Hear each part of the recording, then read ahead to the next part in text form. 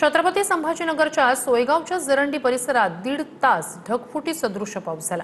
परिसरातील सर्व नदी नाल्यांना पूर आल्याने वाहतूक बंद झाली, तर सोयगाव बनोटी रस्त्यावरील जरंडी जवळच्या पुलावरील माती वाहून गेल्याने वाहतूक ठप्प झाली आहे।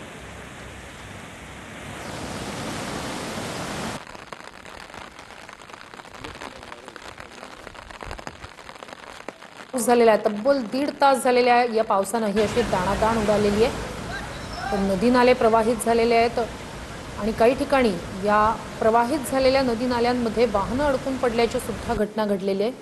तर हा संपूर्ण भाग आपण पाहतोय, पुलाचा हा भाग आहे, बांधकाम त्या ठिकाणी सुरू असल्याचं दिसतंय आणि तो संपूर्ण भाग जो आहे, तो रस्ता जो आहे तो खचलेला आहे। 1.5 तास ढगफुटी सदृश्य पावसामुळे जरंडी परिसरात दाणादाण उडाली।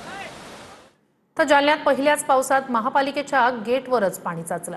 जालना जिल्ह्यात कालपासूनच जोरदार पावसाने हजेरी लावली। कार्यालयाच्या प्रवेशद्वारातच पाणी साचल्याने पालिकेच्या मान्सून पूर्व तयारीवरच प्रश्नचिन्ह उपस्थित होते।